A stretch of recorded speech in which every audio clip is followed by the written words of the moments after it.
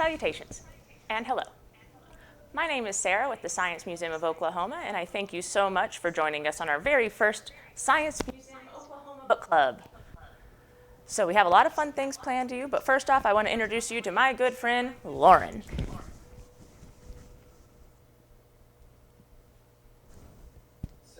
Oh, hi. What's up, my fellow humans? I was waiting on the camera to come to me. My bad. I hope everyone's doing well tonight. Thank you so much for joining us. We're super excited to be here. And yeah, let's go back to Sarah. Yeah. So, I know a lot of us might not have had the chance to read all the way through Frankenstein, but don't worry, because we have something really important planned. Hey, Lauren. Yeah, Sarah. When was the last time you read Frankenstein? The last time I read Frankenstein was in high school. So it's been several minutes. It's been several minutes. Several minutes. I believe many, many minutes. Do you have any memory of Frankenstein? Yeah, you know, the typical things that stick in your brain, the monster,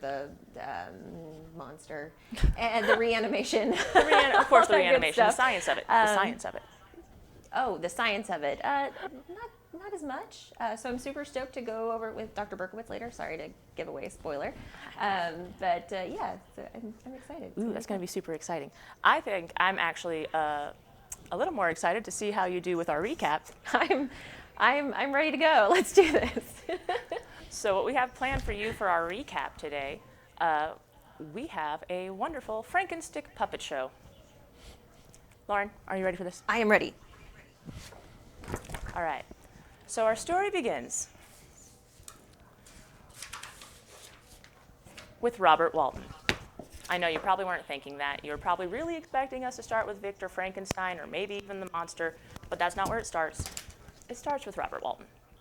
And he is desperately lost on his expedition to the North Pole, trapped in some ice. He looks out of his window and he sees a large lumbering figure going across the ice on a dog sled. And they're like, oh, wowzers, that's super weird. But they don't think too much of it, so they just go on, and a couple of minutes passes, or a couple days, and they look out the window again, and they see a very sickly Victor Frankenstein, also traveling by dog sled.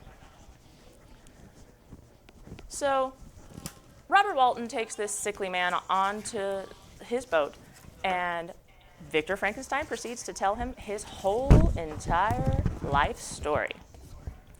And he starts at the beginning. So that's where we're going to start. So he tells Robert Walton about his very happy life in Geneva, spent with his best pal, Clerval. Let's poke up that Clerval. Yeah, best pal Clerval over there.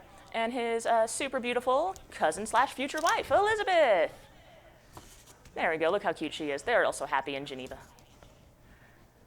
So they're all in Geneva, and everything's going super great for Victor until he decides to go to the University of Ingolstadt, where he runs into a very grumpy Professor Krimp.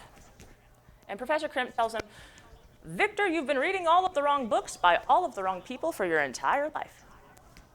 And Victor's super bummed about that, because he's like, I was really into alchemy, and I didn't realize that we don't do that anymore. So he throws himself into his studies of organic chemistry and natural philosophy.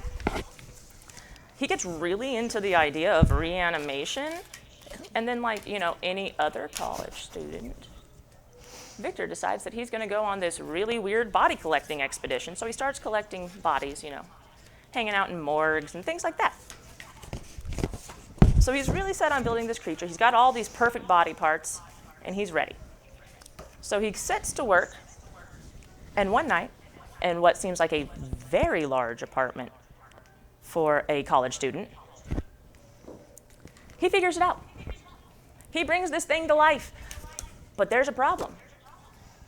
This thing has super creepy skin and some milky eyes, but beautiful hair. They do mention that in the book. So because this monster is not nearly as hot as he wanted it to be, he freaks out and he leaves the room. He runs away, and for some reason promptly falls asleep somewhere else in the apartment. You know, like anyone else would. So he wakes up and the monster's standing over him. And the monster's all like, "Rah, I'm a monster." And Victor runs into the streets like a wild man. And then he just kind of wanders around and goes crazy. Because, in the 1800s, if you got really disappointed or depressed, you got this thing called brain fever. So that's what happened to him. He was going crazy, total brain fever. So he's running around, and then he runs into his old pal, Henry Clerval. And Clerval basically tells him, hey, Victor, I just came here to study with you and see what you were up to, because most of my identity is built around the fact that we're friends, at least in this book. So Henry picks up his old pal and takes him back to his apartment/dead guy reanimation lab. And then Victor succumbs to his very feverish illness. He's, just for months on end, just in a fever fit, and he's asleep, and he's in a coma, and he can't get a hold of his family. His dad's super worried, and Elizabeth's super worried. They're all super worried. But it's okay, because Clerval starts to write letters back and forth. And at this point, Victor basically decides, oh, I'm done with this. I'm ready to go back home. So he gets this letter from his father, Alphonse Frankenstein. And basically this reveals that his brother was murdered. Poor William. So his brother was murdered, and Elizabeth totally blames herself for it because she was like, oh no, I let him wear this super fancy necklace, but I shouldn't have, because that's probably why he got killed. So anyway, she's super bummed about it.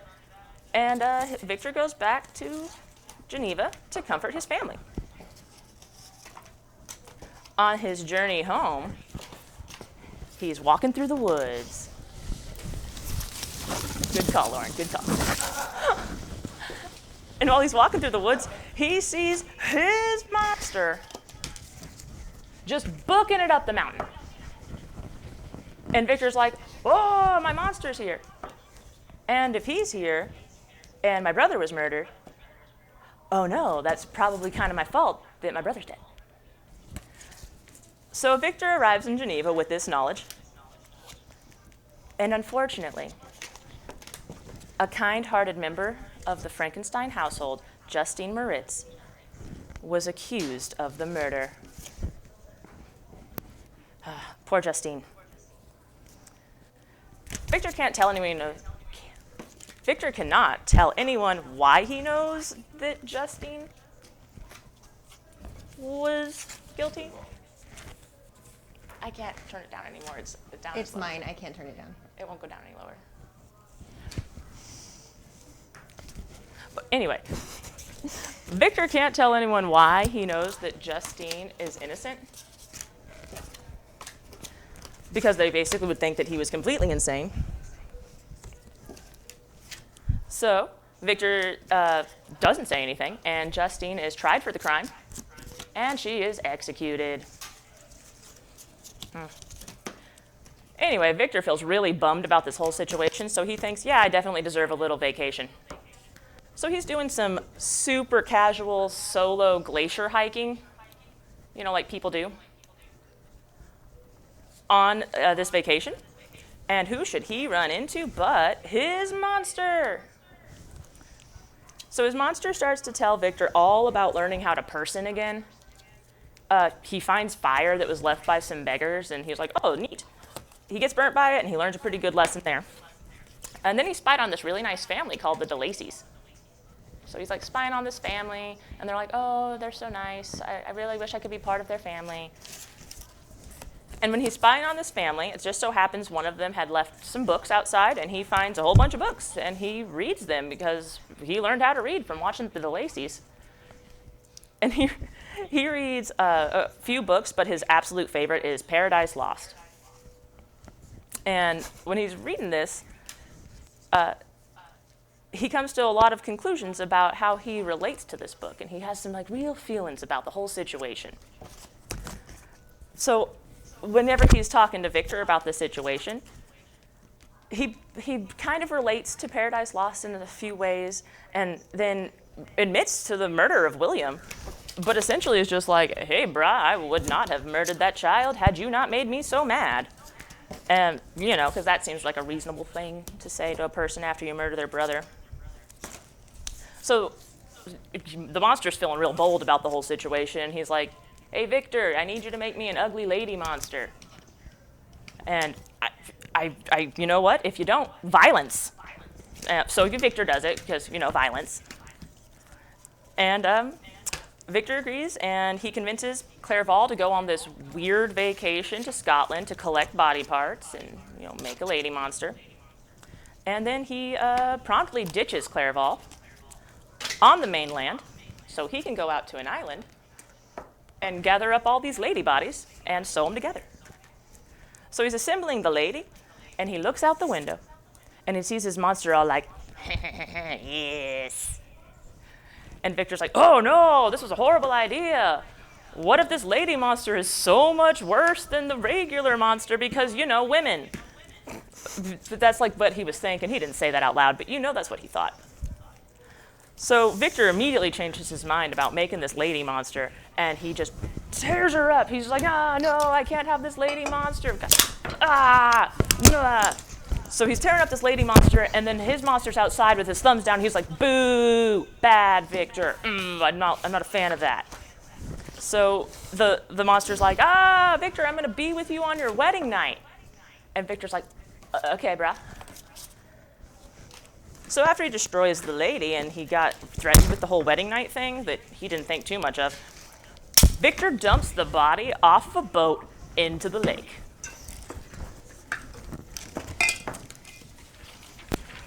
Yeah, get that body in there. Perfect. But then there's a horrible storm right after he dumps the body, and he becomes stranded on the water all night long. And then he falls asleep because he tends to do that when he's stressed out, apparently. So Victor wakes up, and he is washed ashore. Yeah, back on shore. Yeah. So he's been washed ashore, and these guys come up, and they arrest him for a murder. And he's like, what? I couldn't have murdered anybody. I was stuck on a lake. But it turns out the person who was murdered was none other than his best friend, Henry Clerval. Wait, I threw him. But Clerval's, so murdered. Rip. And everyone's real bummed about it. Let's get a bummed face up. Yeah, so bummed.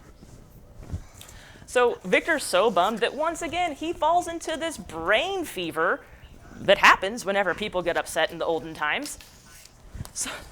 So he is now in prison, brain fevered up, and they think that he's a murderer, but he gets acquitted of the crime, of course, because he wasn't a murderer and he's the lead of the book, so he has to live. So once he gets out of his brain fever, he returns to Geneva and marries his super hot cousin wife, Elizabeth. And immediately after marrying Elizabeth, despite the threat, I will be with you on your wedding night, Victor ditches her in the house. And he's just posted up outside waiting for this monster to come to murder him. And then he hears something, he hears a scream or something. And he's like, oh, I bet that monster was saying he was going to murder my wife on my wedding night, just like I murdered his kind of monster wife. Yeah. So, Elizabeth is murdered. So, at this point, Victor's basically like, everybody I love is dead. I'm real bad at science, or at least I'm over science, because they call him Dr. Frankenstein. He's a college dropout. He never goes back to college. He's super depressed. He moves back in with his dad, and his dad's like, oh, son, so much tragedy has befallen you. I am also super sad and super bummed. I'm going to promptly die of grief. Because people died of that back then, according to this book. So with almost all of his family now dead due to this situation, Victor vows revenge. So at this point, he's chasing his monster north. Victor's going north, or north. This way. Victor's going north. He's going all over the world because this monster had also learned geography from the DeLacy's by listening to talk. And the monster's really good at tracking Victor, and Victor becomes really good at tracking the monster. He's following them all around, and that's when we get to the beginning of our story with Robert Wall. So Robert's listening to this entire story, but he's not just listening to this entire story. He's like so into this story that the whole time he's been writing a letter to his sister to tell his sister what this guy has been saying to him. So after that he hears this really, really long story, Robert Walton's essentially like, yeah, this is becoming a really dangerous situation for my crew. I should probably turn back because, he learned something from Victor. And Victor's like, you shouldn't do that because Victor learned nothing from himself or from, everything that happened to him. So Walton's ready to turn back. He comes into the room after Victor has told him the story, and Victor has died. And not only was Victor dead, but his monster was there crying over his body. And the monster's all like, oh geez, guys, I really thought I'd feel a lot better about this whole situation, but honestly, I feel pretty bad. I feel pretty bad about all this. I didn't really want to be a monster, it's just everything that happened in my life set me up to be a monster. And as soon as he tells Walton about how bad he feels, he also promptly jumps off the boat to wander into the ice to die. And that is the entirety of Frankenstein.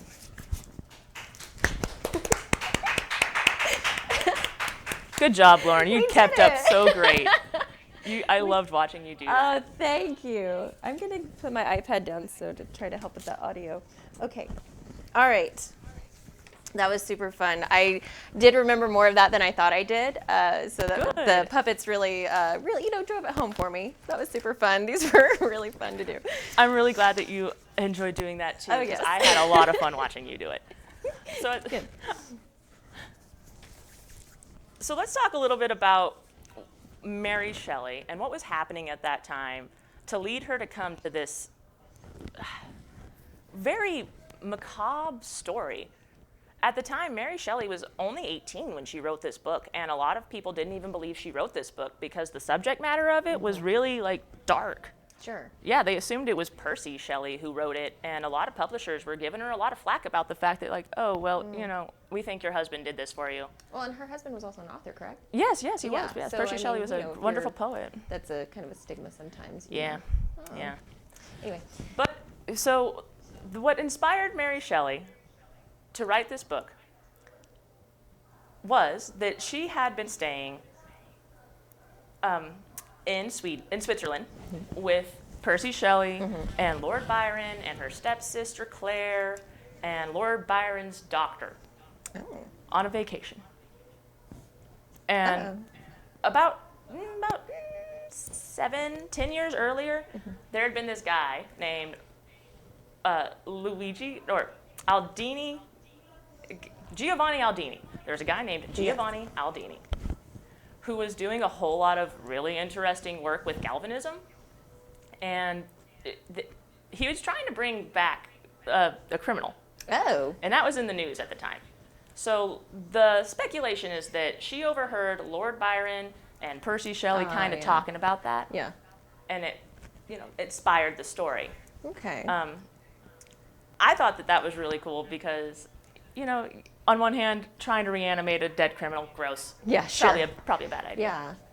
Are they trying to get information out of him? What? No. Oh, okay. Literally, Giovanni Aldini was literally just like, hey, I think I can do this. We're going to do this. And we're going to talk more about what inspired Giovanni Aldini. He worked with his uncle Galvani.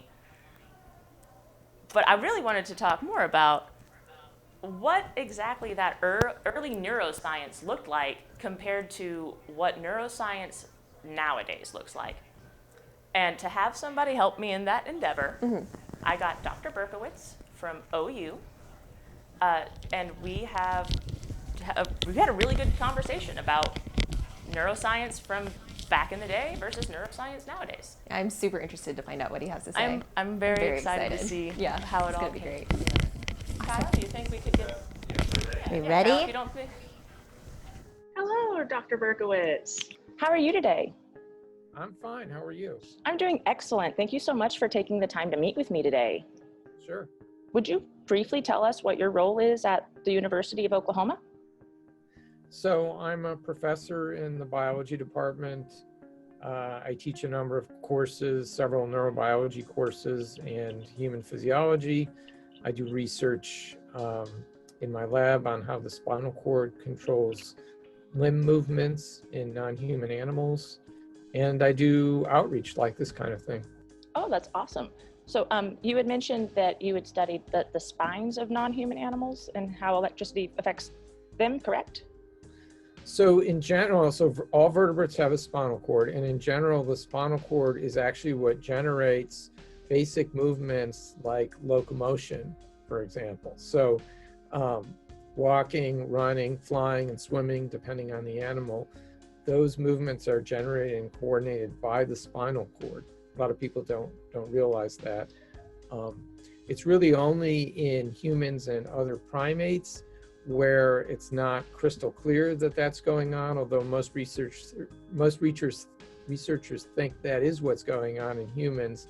It's just that it's very difficult to activate those spinal cord networks or circuits when someone's had a spinal cord injury. And so that makes people think it's the brain that's generating that coordination, but it's really the spinal cord in most cases. I love how you brought up the misconception of the brain generating that motion. Speaking of Frankenstein specifically, I know that's what they were going off of for almost all of the early science as far as early neurobiology goes. So I'm really glad that you had touched on that, because that's something that we're going to talk about a lot during our meeting. I noticed that you have a very interesting machine there with you. Is that the electromyogram? So an electromyogram is a way of measuring the electricity or electrical signals that come from muscles. What you see here is just one part of the equipment that you would need to do that. This is an oscilloscope, which is just an instrument to display electrical signals like voltages. I also have hooked up to me sticky electrodes that are like Band-Aids that just stick on the surface. Oh.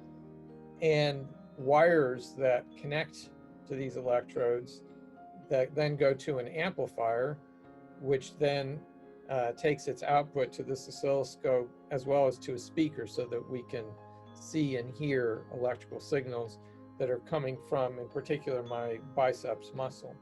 Oh, okay. That's very interesting. Would you be able to maybe spark that up for us? Sure. So I'm just going to turn on the sound. And so anything you hear will be electrical signals called action potentials that are coming from my muscles. Just turn that up a little. And if I just squeeze, like make a fist. Oh. Yeah, you can hear that. Here, I hope you can also see on the screen. So is that those little spikes? Oh, yep. So what would this be used for on a daily basis, or in neurobiology? What would this be used for? So these kinds of electrodes and the rest of the equipment could be used to sample electrical signals clinically.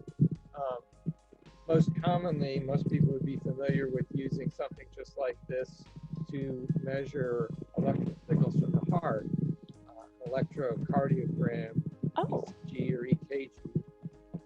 But you can use the same equipment to measure skeletal muscle electrical signals, and you can use that to make sure that those muscles are working correctly, and that the reflex circuits in the spinal cord that generate muscle contractions are working. We use them for outreach, and then some of this equipment I also use in my lab for research, but not with these kinds of electrodes. Okay, that's incredibly interesting. What role does electricity play in like the nerve movement of animals? So all the movements we make are made by contractions of skeletal muscles, which are the only kinds of muscles we have voluntary control over. And those skeletal muscles only contract because they make electricity. They make electrical signals, action potentials. And those electrical signals cause the muscle fibers to contract. Okay. Now, they don't generally do that just on their own. Instead, they get told to make those electrical signals by nerve cells of a type called motor neurons. And those motor neurons generate their own action potentials, electrical signals, that then cause the muscle fibers to make their signals. And the whole rest of the central nervous system, the brain and spinal cord, is generating its own electrical signals. That's how the nerve cells essentially talk to each other and then talk to the muscles and make the muscles contract. And I'm going to bring this a little bit back to Galvani. Whenever he electrocuted the frog on its sciatic nerve, that wasn't actually the frog moving, correct? That was just the nerves reacting. Is that correct? Well, I guess it depends on what you mean by the frog moving. So, in other words, the frog could move without the brain being involved, as long as those muscles contract. And if the nerve is still, let's say those cells are still alive enough to conduct an electrical signal, an action potential to the muscle, and the muscle is still alive enough to generate its own electrical signals and contract, then in a sense, the frog is moving. It's just not a voluntary movement. Okay, no, that makes sense. So the brain plays a role in voluntary movement. I know you had also mentioned something about brain interface machines was something you had done with outreach. Could you elaborate on what that is? Well, this is not something we do in outreach, but this is something that I think is just a very exciting field that I enjoy talking about, which is that over the past 20, 30 years, people have been developing the capability to monitor electrical signals in the brain, including of people, and then essentially decode the meaning of those signals and use them to control, for example, a prosthetic limb, if a person has had a limb amputated, or in the case of, say, a spinal cord injury, where the limb is intact, to directly control the muscles of the limb.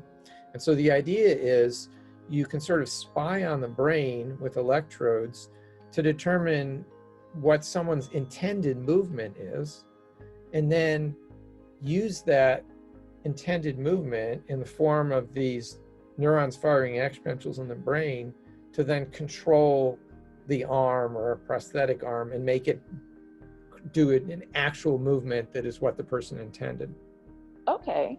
So you're essentially bypassing the spinal cord or other circuitry in between the brain and the endpoint in order to fix a limitation someone has that they're not able to make ordinary voluntary movements, and allow them to do something like pick up a coffee mug and drink. Do you have any thoughts on the idea of an electric fluid? How right or wrong is that? Well, I guess the part of it that's right is the idea that electricity is fundamental to everything that goes on in the body and to communication between cells throughout the body. The mechanism for generating those electrical signals is not what he was imagining, based on what you were saying. The fluid is important, but in a different way. There are ions in the fluid that are critical for nerve cells to generate electrical signals: sodium ions and potassium ions and calcium ions. Yeah. So if they're not there, then the electrical signaling can't happen. But there's nothing particularly special about this fluid in animals. It just has to have the right composition of ions. And it's really what the cells are doing that generates the electrical signals. And in particular, that they have proteins called ion channels that open and close and allow certain kinds of ions to go in and out. That's what's responsible for electrical signals throughout our bodies and animals' bodies. So that brings me to my big question.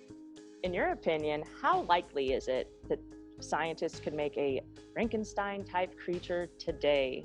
I know you had cited some really interesting research that has recently been done in the past year.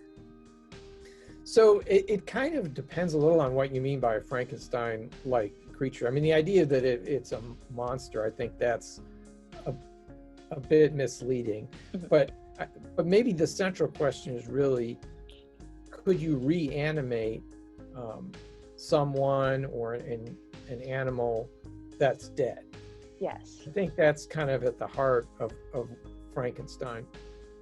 And I think there's something in Frankenstein that really is realistic, and it's the idea that you're not simply alive or dead. The way we think and talk always seems to be kind of a dichotomy between alive and dead, as if you instantly go from alive to dead in one moment, at that moment of death. But reality is more complicated than that, and most people already realize this if they think about it, because we do organ transplants. Well, how can we do organ transplants? That means that the organs are alive even after the person is dead. Yeah. So how can that be? Well, now we have to get into what does it mean to be dead. So it actually has depended on where you live. Different cultures have had different criteria. So one idea is that you're dead when your heart stops beating. Another idea is that you're dead when your brain stops functioning. Those don't necessarily happen at the same time. And so you have organ transplants going on in Western cultures now when someone's declared to be brain dead, even if their heart and their lungs and so on are functioning properly. And in many cases, brain dead is even a simplification, because what they really mean is that the cerebral cortex is no longer generating electrical signals, but lower parts of the brain are. So the brain stem, the lower part of the brain, is still functioning normally, and that's why a person's able to breathe, for example. And so this starts getting very complicated. So what does it mean to be dead? So at that point, many tissues are perfectly alive, but the cerebrum's dead, or at least not functioning well enough. And then when someone, I think the general idea of death is that you hit a point where things are going downhill irreversibly, where everything's going to degenerate and there's nothing you can do about it. But even if that's the case at that moment, that doesn't mean that the cells are instantly dead. The cells may still be alive for a time, even if you can't get, let's say, the heart going again, so that you can get blood flow and with it oxygen and glucose to the cells. Even if that's impossible to fix, those cells may still be alive for a time and then gradually die. So then you don't really have a moment of exact death. You have more of a gradual degradation of maybe you've hit a point where it's irreversible. It really startled people and made them rethink this whole idea of what's irreversible. Is they got pig brains from a slaughterhouse up to 4 hours after pigs had been slaughtered. So by all definitions, the animals are dead. Yeah. And they took the brain out of the skull, and they had prepared this very special solution that contains all kinds of goodies in it, glucose, and it's oxygenated, and it has other things in it that's supposed to keep cells happy. And they basically pumped this wonderful fluid through the blood vessels of these brains taken from animals that have been dead for a few hours. And then they used techniques that neurobiologists use all the time to study neurons' electrical signals. And they found that after a little bit of time with this magic fluid going through them, that cells behaved like nerve cells normally behave. They were able to generate action potentials. They were receiving electrical signals from other nerve cells in the brain. Now, they didn't have sort of large-scale electrical activity, what people call brain waves, that you can detect with electrodes over the surface, but that could just be due to details of how they did their experiment. It's possible that they could have gotten that back as well. But what this experiment showed is that nerve cells are not instantly dead, and the connections between the nerve cells are not instantly dead within the brain, even hours after a pig at least has died. And so that kind of brings up the whole issue of, well, what does it mean to be dead? Is the brain irreversibly going to degenerate, or would it be possible to bring it back if you did something soon enough. And this kind of gets back to the whole Frankenstein idea, and maybe also the movie The Princess Bride, where they have this idea that somebody's, mostly dead, but not completely dead. You could say that these pig brains were perhaps mostly dead, but not completely dead. And what we have here is a gray area between alive and dead, rather than a simple switch between one and the other. I find it very interesting how throughout the ages, throughout the days, people have always had this romanticized idea of reanimation and what life and death is. And I think it says a lot about just the human spirit on how very intrigued people are in that very morbid topic, but it really does captivate the interest and the curiosity of scientists and authors alike. I think it's super exciting, all the stuff that's going on and all of the advances that are being made in the neurobiology field. And I really am so grateful that you took the time to kind of do a little bit of miniature brain day with us. Oh, I'm very happy to do it.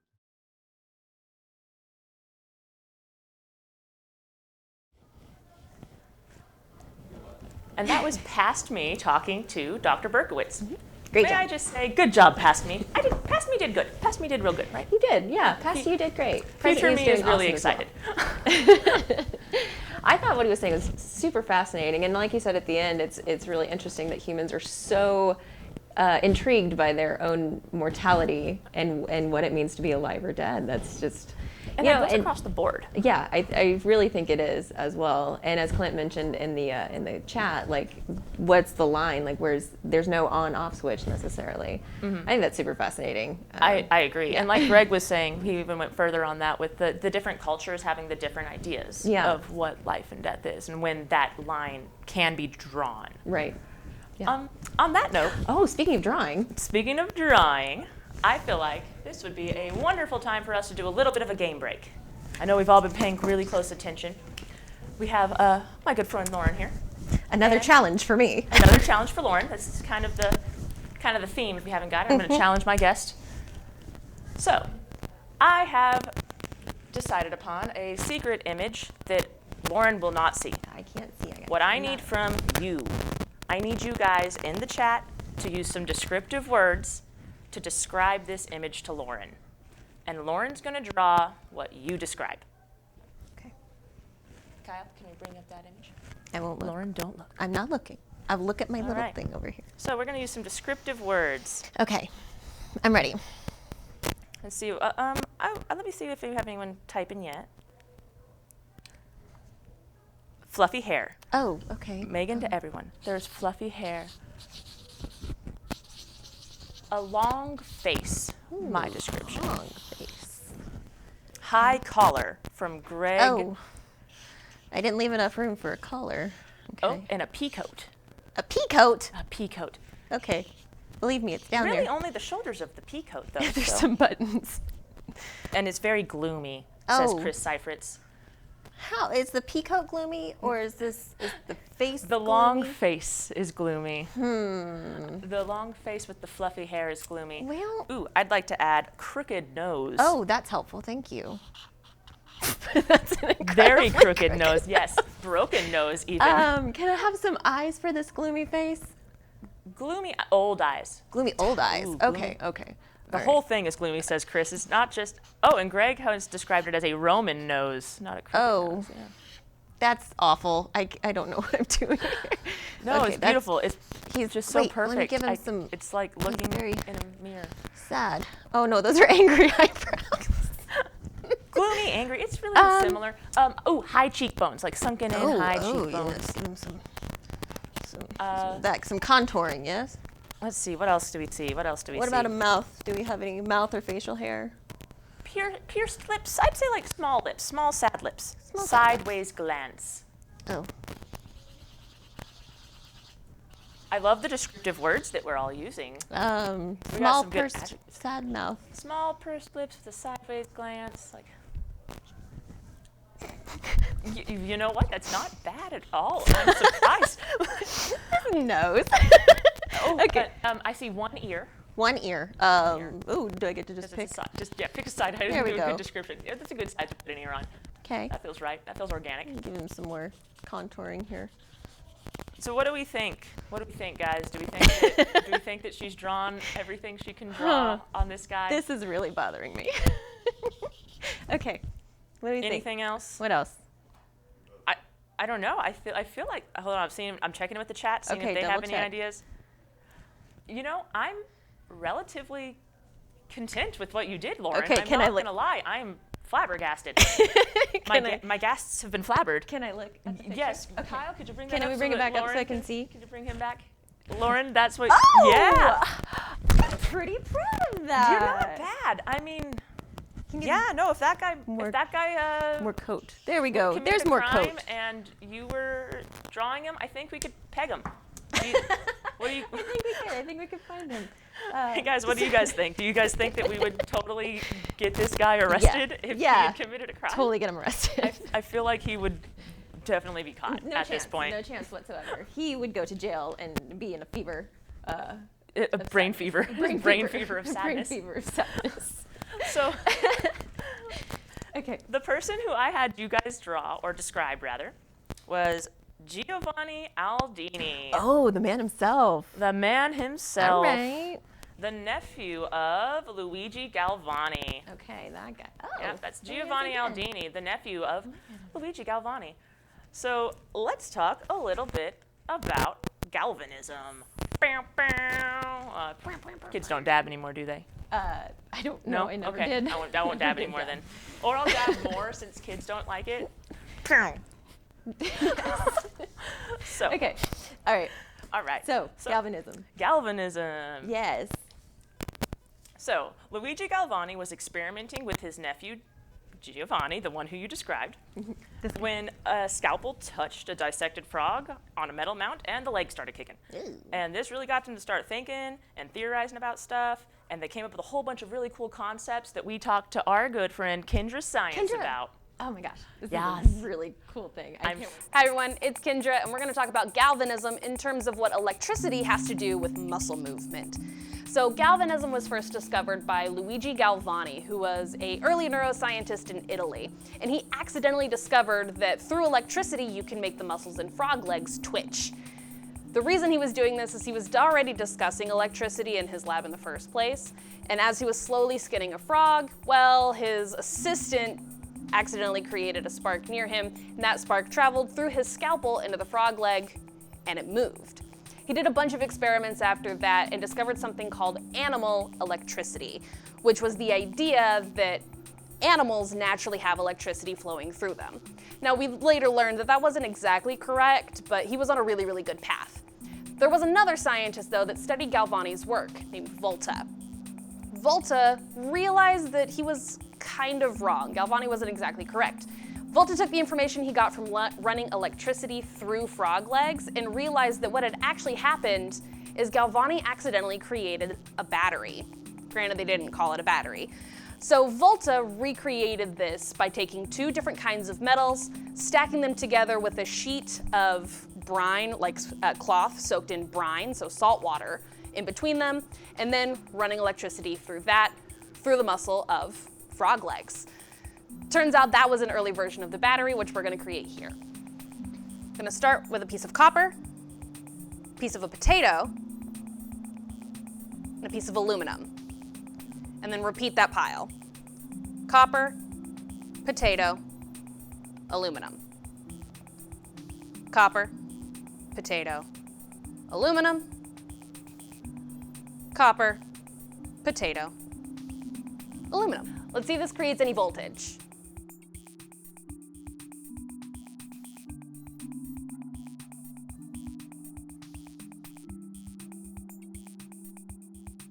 Let's test this on the cockroach leg. So right here we have removed a cockroach leg from a cockroach, humanely.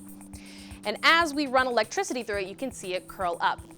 The reason this happens is because naturally cockroaches have potassium and sodium in them, and those are excellent conductors of electricity.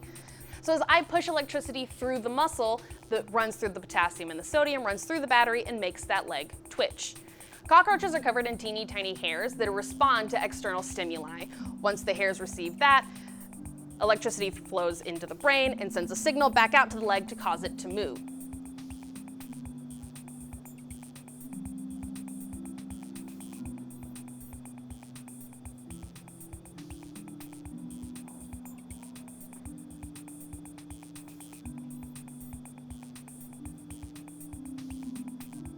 Again, my name is Kendra. Thank you so much for having me. Let's take it back to Sarah.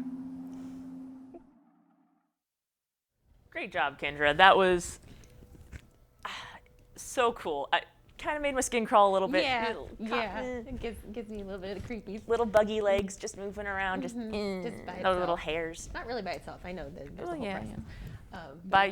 By, alchemy and magic. Yeah, no, actual science. By science, real science. We just explained the Copper, science. aluminum, and potatoes. Yes, great job, Kendra. That was such a She fun did great. video. So I know we touched a little bit about it. Let's go back to the origins, back to Frankenstein Back to Frankenstein.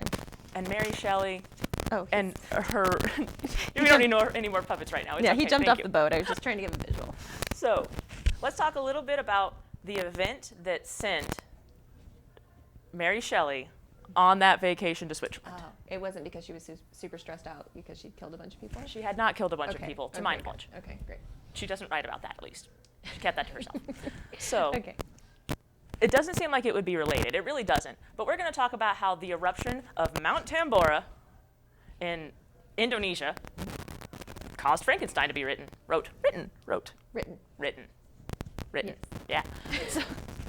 So the eruption of Mount Tambora happened in 1815. So the Mount Tambora erupted on an island of Sumbawa in the Dutch East Indies. It killed all of the inhabitants of the island, and everyone was super bummed or dead. But this caused the climate to change drastically across like the entire world. I'm talking like it was snowing in July in Washington, D.C. Like Thomas Jefferson wrote a letter to one of his friends about how crazy the weather was in 1815 during this time. The weather had changed so much that year became known as the year without a summer.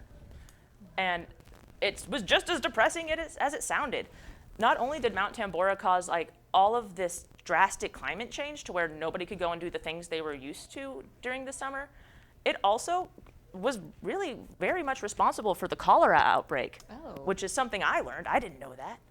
So apparently, whenever this volcano erupted, it had changed the chemistry of the water because of like the volcanic gases that were leaking into the water, and it actually like allowed for rapid mutation, which caused cholera to spread more readily. Wow. So that was like super news to me, and one of the things I found really interesting when I was researching. So she and her family and friends were away because of an illness and locked at home. Well, they were away because of how very dark and dismal because the of the- year was. They yes, were just like, because hey, of the we're all volcano. super depressed. Let's go to Finding it. Switzerland together. Okay. But then because of the fact that it was just raining all summer, they locked themselves into the house that they were in. Yes. And while they were all locked in together, they challenged each other to write the scariest story that they could possibly conceive of. Actually, fun fact, the doctor, John Williams, he wrote a book called Vampire, which later inspired Dracula. Oh. But he didn't get like Cool. any credit Well, for no, it. of course not. Yeah. Of course he didn't. Of course you didn't. But Mary Shelley wrote Frankenstein, and now we have it like 201 years later to appreciate and love. And I just found that like super interesting that something that happened so far on the other side of the earth could just affect Everything. just everything. Yeah. And it's just a weird chain domino effect. Yeah. Absolutely. Really is. And as where'd my timeline go? Oh, we're going to see John's. Yeah, we do have. We have another fun science experiment coming up. This one's a Yes. little bit more for the younger ones. So if you have some kiddos at home that you're looking for something fun and Halloween themed to do, this is going to be perfect for you guys. Let's go ahead and toss it over to John. Hi, I'm John with Early Explorers. Today we're going to be doing a demo called the Frankenstein Hand. We're going to be using an acid-base reaction with a little bit of vinegar and baking soda. You probably know it. But we'll be animating this hand that's not very exciting right now. So what we're going to do, we went ahead and poured some vinegar in our little mason jar here. Round lid, and we've poured some baking soda in a little cup. That makes it a lot easier to actually get it in the hand. These are little gloves, and if you take it, stretch it a little, you can get it around the top there, and then dump in the powder. It's alive! Whoa! Ah! It's too alive! Oh, that's how you make a handstand. So our baking soda and vinegar creates an acid-base reaction that produces carbon dioxide gas, and that's what inflates our glove here. This is great to try at home, and it's really exciting too. I'm John. Thanks again for having me. Let's take it back to Sarah. That was delightful. That was so fun. That one's one of my favorite experiments. It's so easy and it makes such a cool reaction. And like with John doing it, you make a monster hand. It's super fun. It's super fun Great and job. it's super easy. Yeah. Yeah. And you can add food coloring into that. You know, give yourself a green monster hand, a red monster hand, purple, whatever. Use your brain. You know. So Good creativity. I like that addition to creativity. it. Yes. Yes. Creativity with science. Always. John did really good at that. He did. So, on that note, we are slowly coming to the end of our time today. Feels like quickly. It does. I say slowly, but this seems like it has flew flown by. by. Let's check the chat. Do we have anybody? Let's see. Oh, that's hey. interesting. The eruption was also responsible for the invention of the bicycle because so many people had to eat their horses. Their horses. That's so Well, cool to know. That's an And it was called the interesting- dandy horse. I actually did come across that in my research. It's called the dandy horse. Greg did write that. Greg let us Excellent know. addition to the Thank you, conversation, Greg. Good looking out, buddy. I love that. Very interesting. Yeah. Coming in Yeah, with the fun facts. Super interesting. And, you know, a little sad. A But- little sad. A little sad.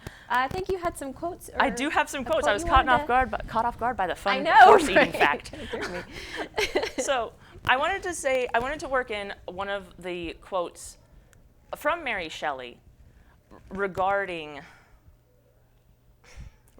her story Frankenstein. And it's not something that she had necessarily put into the book, but it is something she was quoted as saying later on. And that quote is, "Supremely frightful would be the effect of any human endeavor to mock the stupendous mechanisms of the creator of the world." And I just love that quote. Yeah. I feel like, M. Shells can write one great sentence. That's a great That's sentence. True. Yeah. And B, I feel like it really just kind of reflects how she was feeling about the news she had heard about Aldini and about Yeah. them trying to resurrect anybody. Absolutely. I just feel like that was a very telling quote. Yeah. And then, of course, another quote from Mary Shelley, and this was in the preface of her 1831 edition of Frankenstein. She actually did come out and give a shout out to Galvanism. She said, "Perhaps a corpse would be reanimated. Galvanism had given token of such things." Yeah. Yeah. So I mean, at the time, it seemed totally plausible. It did. It was Yeah. something they truly believed was not only possible, but a reality. They were so sure that they were so close to grasping that. Yeah. I would like to go ahead and end on this note before we got too far in. I want to remind everybody that we are having another book club next month. And next month, our book is going to be 20,000 Leagues Under the Sea. So, that being said, book club members, this is where you come in.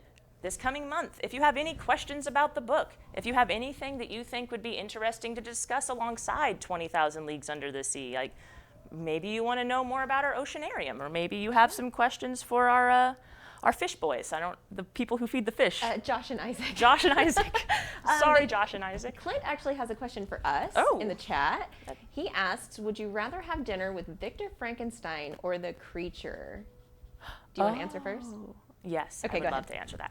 I would much rather have dinner with the creature. The Same. creature seems far less selfish than Victor Frankenstein, which is saying something because he murdered a bunch of people. Sure.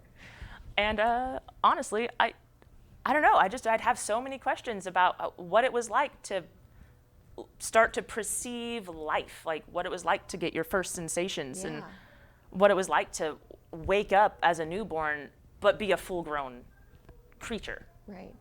What are your thoughts on that, Lauren? I absolutely agree. I would totally rather have dinner with the creature. Because I think if I said something too upsetting, Victor Frankenstein might just pass out at the table, and I wouldn't really know what to do about that. But I do think that the creature would be much, much more interesting of a chat than Victor himself. I mean, I know he was the one who kind of figured out the science and stuff, and that would be pretty interesting.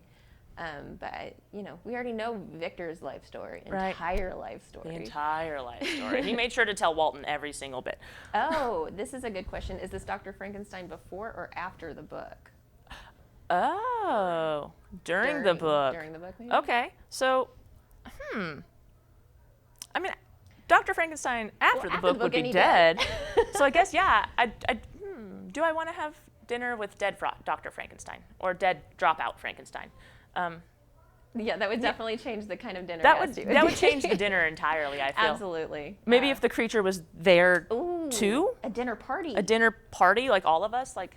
So then you have the monster, or the creature, excuse me, not necessarily a monster, and then a zombie Frankenstein, Dr. Frankenstein. I smell Zombie a sequel. I smell a sequel. We should write it. We should write it. We're going to get together, group. We're going to do this. But I digress.